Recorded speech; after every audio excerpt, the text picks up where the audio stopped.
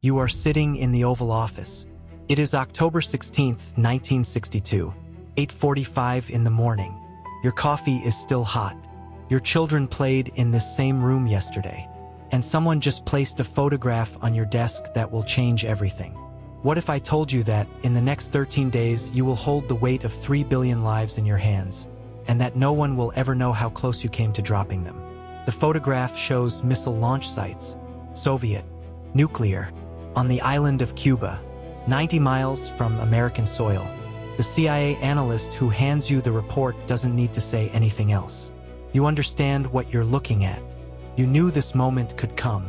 You just didn't know it would come on a Tuesday morning, while the rest of Washington was still having breakfast. And this is what nobody tells you about what really happens next. You can't react. Not yet. Not openly. Because if Khrushchev finds out, before you've decided what to do, everything could accelerate. Missiles could be armed. Ships could move. The window of negotiation could close in hours. So you do the most difficult thing a leader can do. You carry the weight in silence. You go to your afternoon meetings. You smile at the press. You shake hands. You perform the presidency while carrying a secret that could end civilization. But what your generals want you to do next, and what you refuse, is about to split that room in half. Inside the room they call XCOM, the executive committee, the most powerful military minds in America, are telling you the same thing over and over. Strike first. Bomb the sites. Invade Cuba. Do it now before they finish building. General Curtis LeMay, the man who firebombed Tokyo in World War II, looks you in the eye and tells you that a naval blockade is the equivalent of appeasing Hitler at Munich. He is not being dramatic. He genuinely believes it. And every military instinct in that room agrees with him. You are the only person at that table who doesn't. This is the secret side of the Cuban Missile Crisis. The world thinks you faced a choice between America and the Soviet Union. The real choice was between you and your own generals. And here is what the history books will never show you. Bobby Kennedy, your brother, your Attorney General, personally delivers a message to the Soviet ambassador warning him that the president was not sure the American military would not stage a coup if he failed to act. That message was not strategy. It was a cry for help from the most powerful man on earth. But what nobody knew, not you, not your generals, not Khrushchev, is what was happening beneath the ocean at that very same moment. The meetings end. The generals leave. You are alone. Your back is in chronic pain. It has been for years. You take long hot baths to manage it. Tonight, you stay in the water longer than usual. You have 2 children. Caroline is 4. John is almost 2. They sleep somewhere in this same building, not knowing what goes through the mind of a father who is deciding whether the world ends. Nobody knows. Nobody will ever know. But you are sitting here inside the heaviest silence a person can carry, and outside, Washington sleeps as if tomorrow will be a normal day. Because for Washington, it still is. Only you know it might not be. But what nobody planned, and what nearly triggered a nuclear war in minutes, comes next. October 27, 1962. History calls it Black Saturday. You are in the middle of tense negotiations. A Soviet ship is approaching the blockade line. Messages are being exchanged. There is a fragile, terrifying possibility of peace. Then the news arrives. An American U-2 spy plane has been shot down over Cuba. The pilot is dead. Every military protocol you have demands retaliation. You said so publicly, if they fire on our planes, we respond.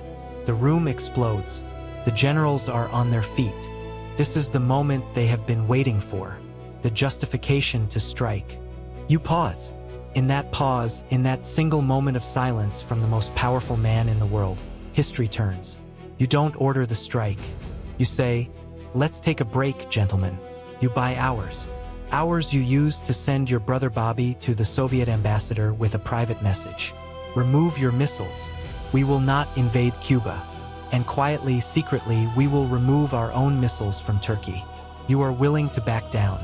Publicly humiliated if necessary. To save the world. And while you were negotiating in Washington, a Soviet submarine armed with a nuclear torpedo was being surrounded by 11 American destroyers near Cuba.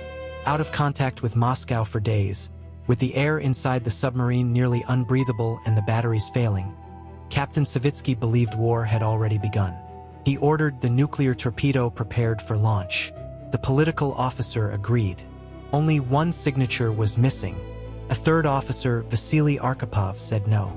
Alone, against the two other senior men on board, he refused. And he convinced the captain to surface. The Americans did not know the submarine was carrying a nuclear torpedo.